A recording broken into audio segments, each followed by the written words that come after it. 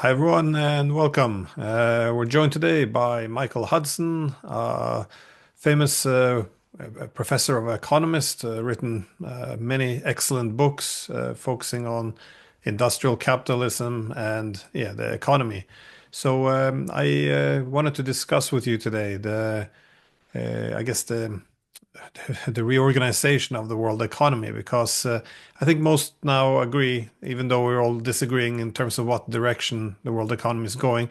The consensus, at least, is that the America-centric globalization has more or less come to an end in terms of when the whole world pursued the free open market, which to a large extent meant integration under or around US technologies, industries, American-led transportation corridors, use of American development banks, payment systems like SWIFT, and use of the US dollar. So overall, the time when globalization at least meant the Americanization of the world appears to have come to more or less an end. But we see nonetheless different thoughts. Is globalization breaking down? Is it breaking into regions? Or is it simply other countries taking the lead?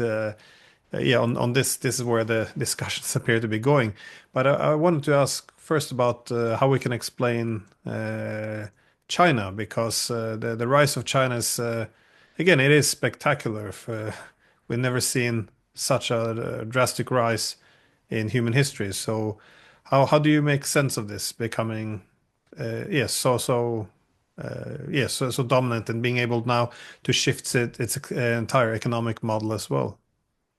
Well, actually, China has followed exactly the same policy that made the United States and Germany rise to industrial power in the late 19th century. It's kept basic public utilities and public needs in the public domain, not letting it privatize. And the most important basic public utility that China has kept thoroughly is in the public domain is banking and credit. So China, you can imagine when China began to develop, it did not have a wealthy industrial class that was able to tell the government, well, if you want to finance capital investment in railroads and roads and building up the economy, you have to borrow from us and pay us interest. They because there wasn't a class like that.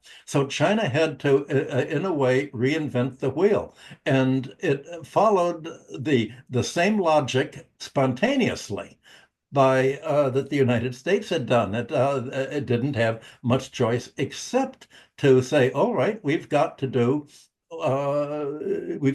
create our own bank, print our own fiat money, and use our money to finance our spending into the economy. Well, in a way, you could say that China faced the same problem that the American colonies did in the 17th and 18th century when they created their own fiat paper currency and so that people colonists wouldn't have to use bullion and coinage that it borrowed from the wealthy British merchants who came here.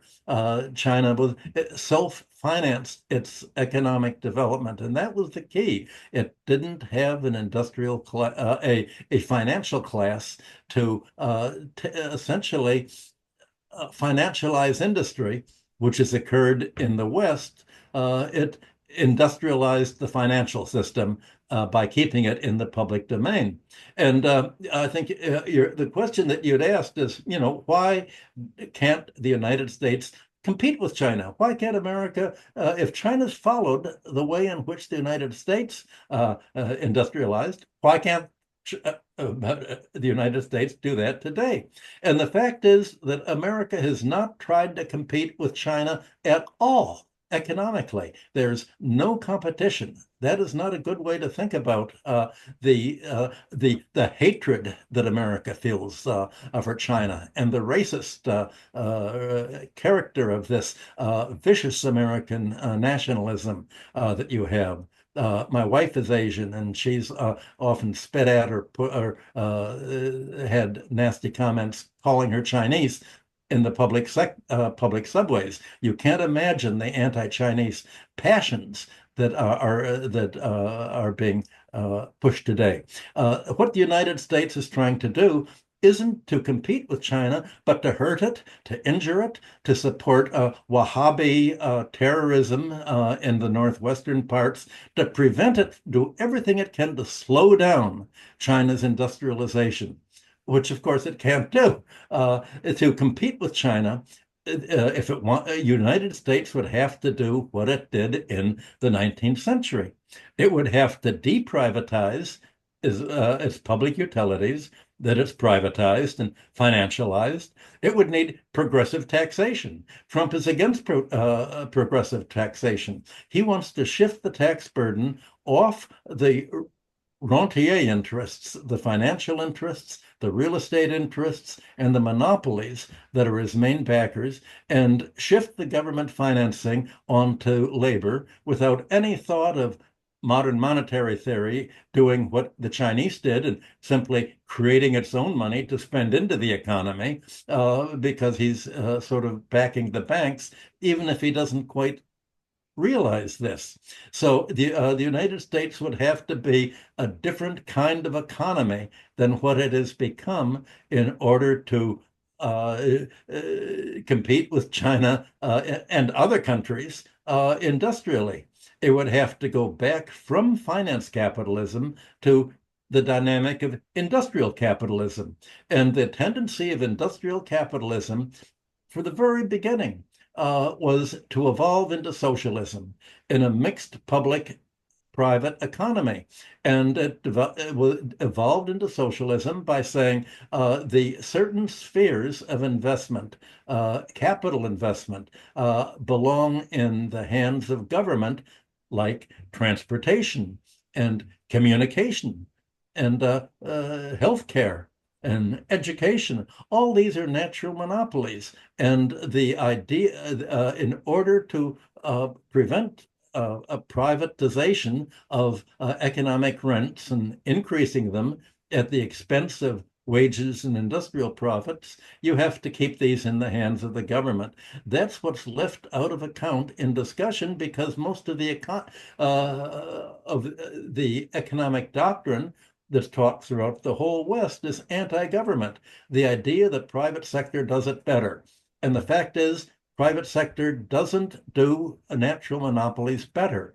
It turns the economy into what Margaret Thatcher and Tony Blair did for England. It destroys the economy as the right wing of the political spectrum, the Labour parties and the social democratic parties all jumped on the neoliberal bandwagon and said, let's just sell off the government and lower the taxes on the rich by selling off government property to private buyers like Thames Water in England. We can sell off Thames Water and they'll certainly lower everybody's water prices and give us cleaner water. Well, as you know, Thames Water is just the poster child for what's wrong with privatization. The costs have gone way up, and the firm is teetering on bankruptcy now because the water companies and other privatized companies in Britain have simply borrowed money and paid their owners special dividends. The whole description of finance capitalism that I've discussed elsewhere.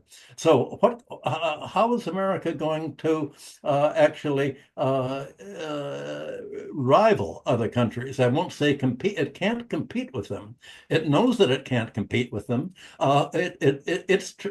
China's trying to go forward and develop rising living standards. The aim of the U.S. policy is to go backwards, to lower living standards, to concentrate income and the entire economic surplus in the hands of the 1% that will essentially, and they've privatized government through the Supreme Court Citizens United ruling, letting corporations and individuals buy control of the election process that decides what candidates are going to get the election funding to run for office, and you have a financialized political system. You could say it's rent-seeking. They've turned the so-called democratic process into a rent-seeking, financialized process. So, what can America do?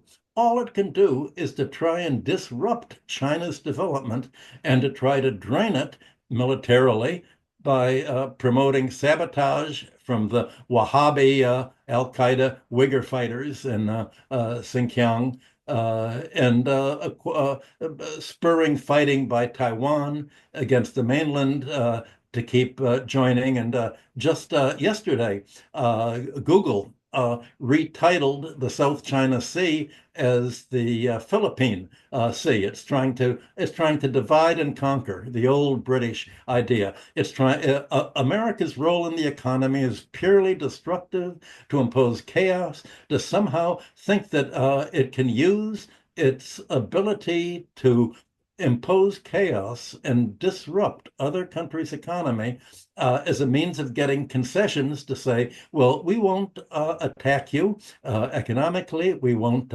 overthrow your government with regime change, as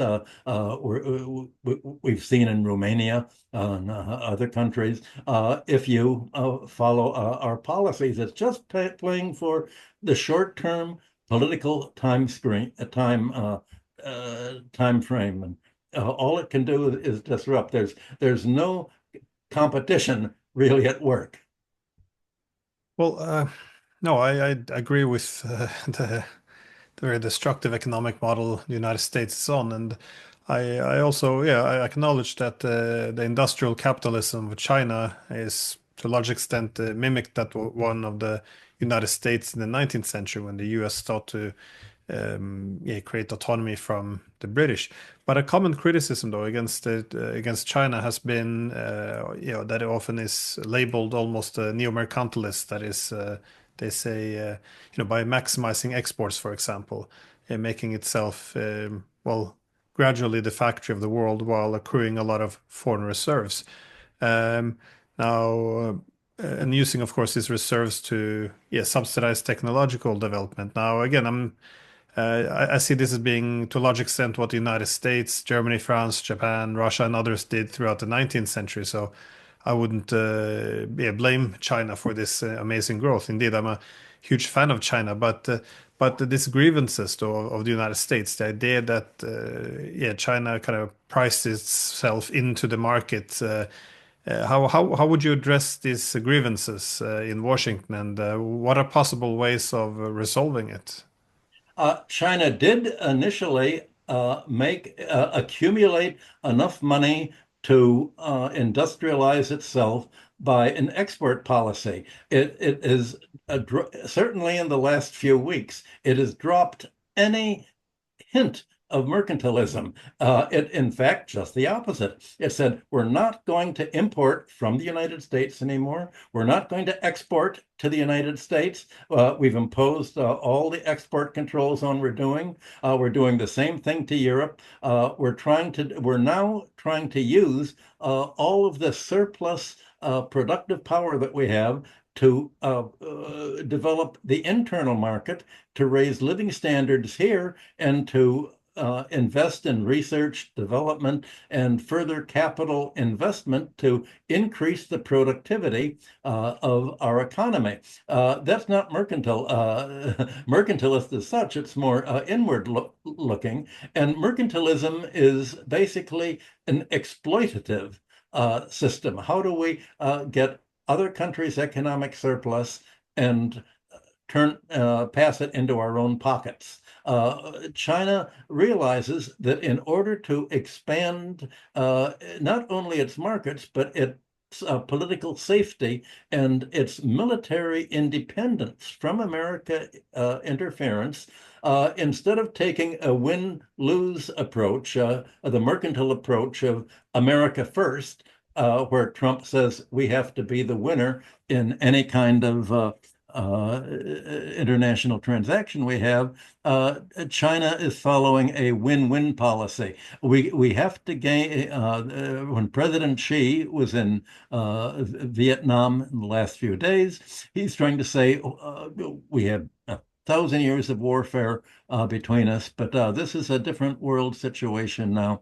What can we offer you that both of our economies can get a mutual gain by working with each other? How can we structure our trade and investment so that we both gain and we create a system that is independent from US and European interference with what we're trying to do?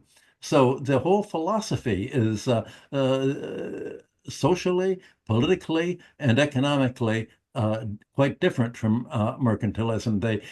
China cannot be explicitly exploitative.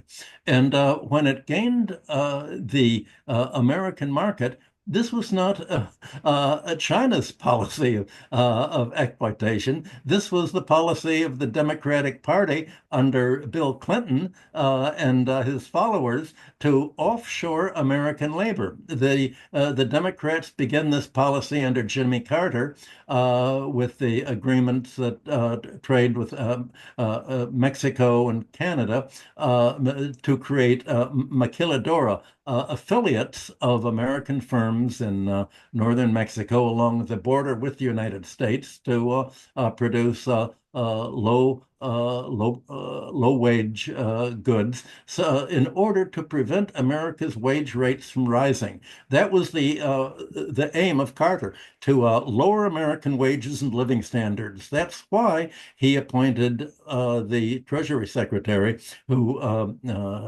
raised interest rates to to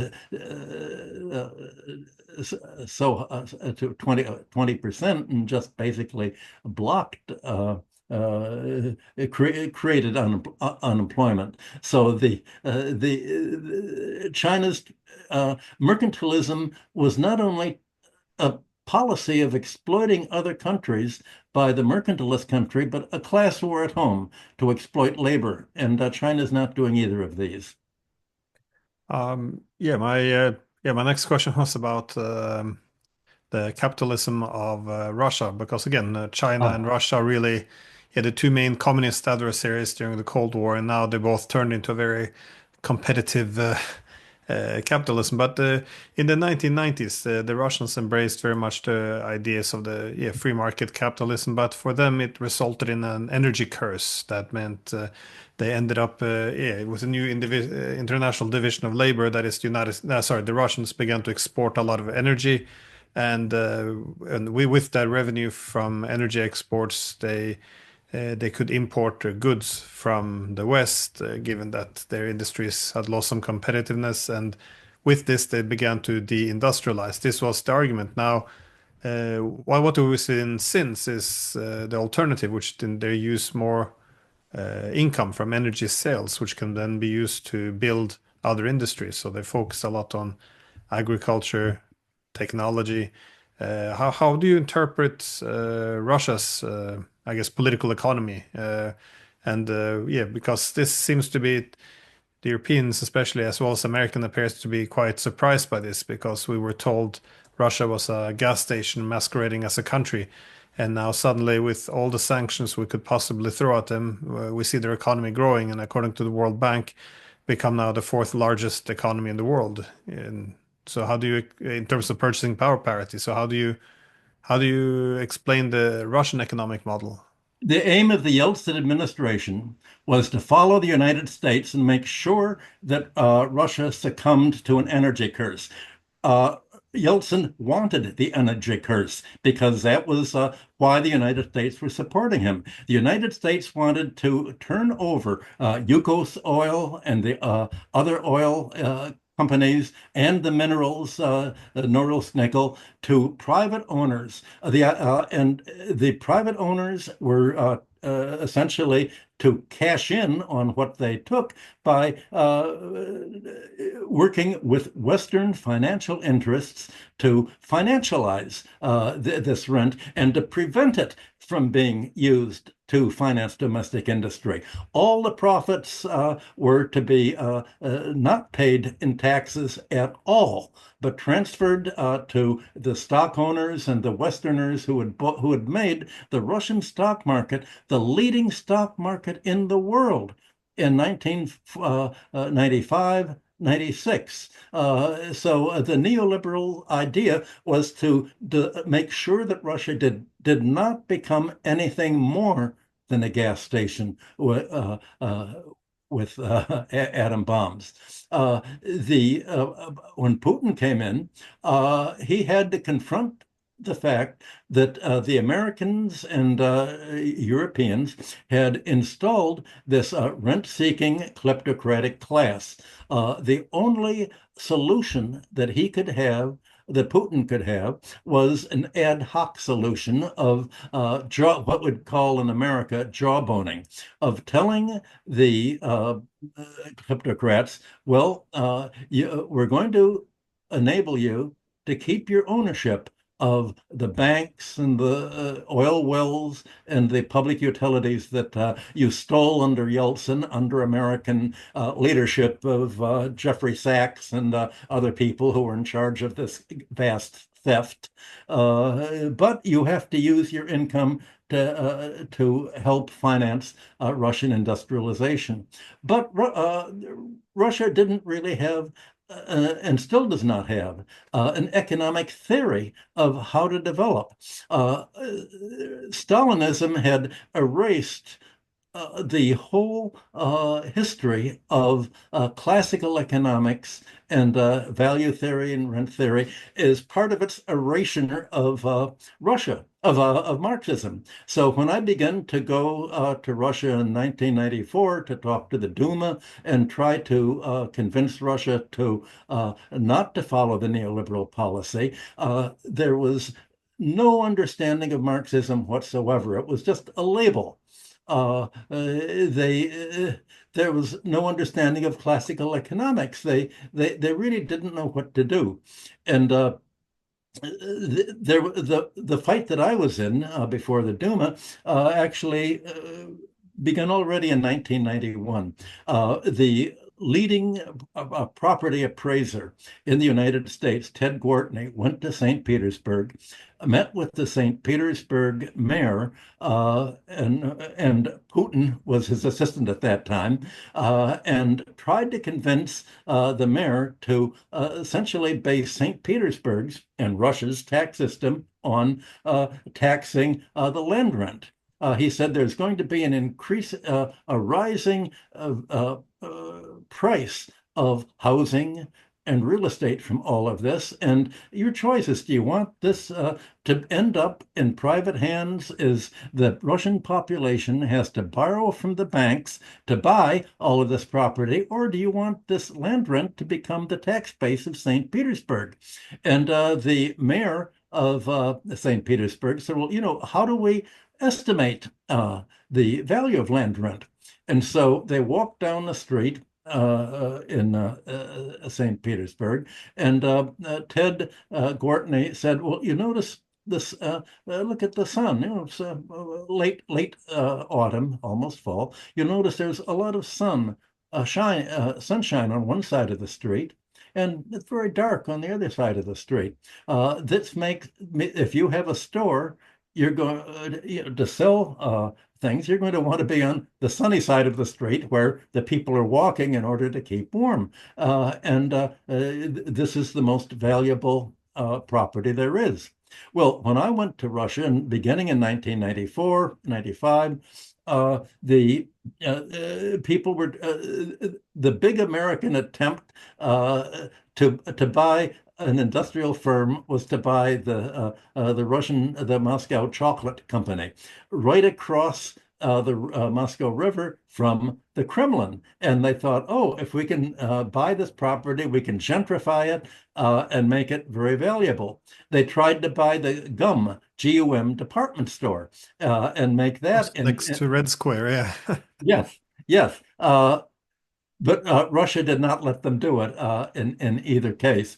So the Americans wanted basically to carve out land rent opportunities there, and there was so much American pressure that the Duma politicians who brought me and my colleagues over, Ramsey Clark, I brought over a group of other people, that the American uh, basically the National Endowment for Democracy manipulated the political process so that the people who were supporting my ideas did not get qualified for re-election in one way or another. Sviatoslav I won't get in. Vyacheslav was one of them. So the idea there was a whole fight by the West to promote neoliberalism there and to prevent the idea of that there was an alternative to neoliberalism and Thatcherism. Well, there was a lot of talk. There was some talk when I was there about Sergei Witt, for instance. How do we go back to what Sir Witt was trying to do under the czars in the early 20th century? And he became sort of a symbol without any attempt to say, well, what was Witt's idea? What was the whole context? What was his frame of reference when he was trying to develop how to develop Russian industrial power? And again, the focus of classical economics was on rent and price theory, which was developed to measure and isolate economic rent so that it could be taxed away as the foundation for government finance. That's what Adam Smith wanted. John Stuart Mill it was the first item in the Communist Manifesto. It's what the socialists wanted in the late 19th century. All of this was the central essence of classical political economy. But that wasn't taught in Russia, and certainly when they, or the Chinese for that matter, sent their students to the United States to learn economics, this is not what they learned in their economics courses because there was no economic history and no history of economic thought for all of that. So the great aim of industrial capitalism and that of Witt under Tsarism was to free economies from the whole legacy of feudalism. Above all, the hereditary landed aristocracy and its land rents, and the focus on economic rent to be freed. A free market was a market free of economic rent, not only land rent, but monopoly rent, and including the bank monopoly that enabled banks to charge interest for the privilege of creating private credit. The whole idea was to minimize the economy's cost of production, cost of living, cost of doing business by freeing it from economic rent. Well, the concept of economic rent was sort of ended in the late 1890s, early 20th century, as the rentiers fought back and developed an anti-classical economics, saying, well, there's no difference between value and price. Everybody earns whatever they make. Earning money by finance and banking or landlordship is the same. So today's Russia has no background in the economic theory of rent. And the the,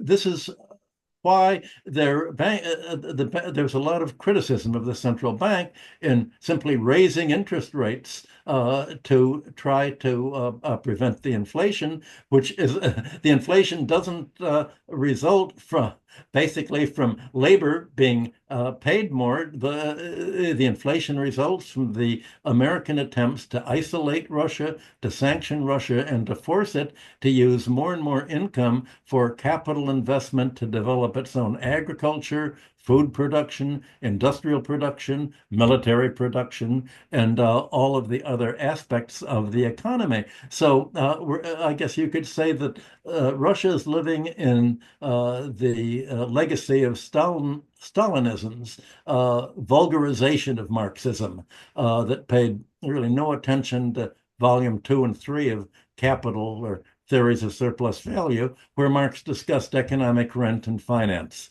I made many trips to get Russia to try to finance its budget by a land rent tax, and I was one of the people brought over to consult with President Medvedev when in between Putin's two administrations. And the Academy of Sciences published my articles criticizing the World Bank and the IMF attempts to create Russian dependency. But again, there's nowhere near the economic support from ideas in Russia that there is, say, in China, where almost all my main books have been translated and used in the courses there. So Russia is still suffering under the fact that most of its rent yielding monopolies are still in the hands of kleptocrats. Putin is able to politically constrain the kleptocrats to use their money to help the economy rather than just to accumulate more wealth for themselves. But I guess that's why the United States wants the regime change in Russia. They want a free market in which the class war is back in business there, and the private owners of monopolies will simply try to cash out by working with American stock brokerage companies and floating their stocks in the United States and becoming billionaires by selling rent-seeking rights in Russia to American stockholders and private capital. Well, they're in a strange situation, though, given that by the time they abandoned communism, the one alternative was neoliberal economics. So yeah, they had to more or less, I guess, start to learn industrial capitalism more or less from scratch. Anyways, Michael Hudson, thank you so much for your time. I appreciate it. Thanks for asking me these questions. It was a good discussion, Glenn.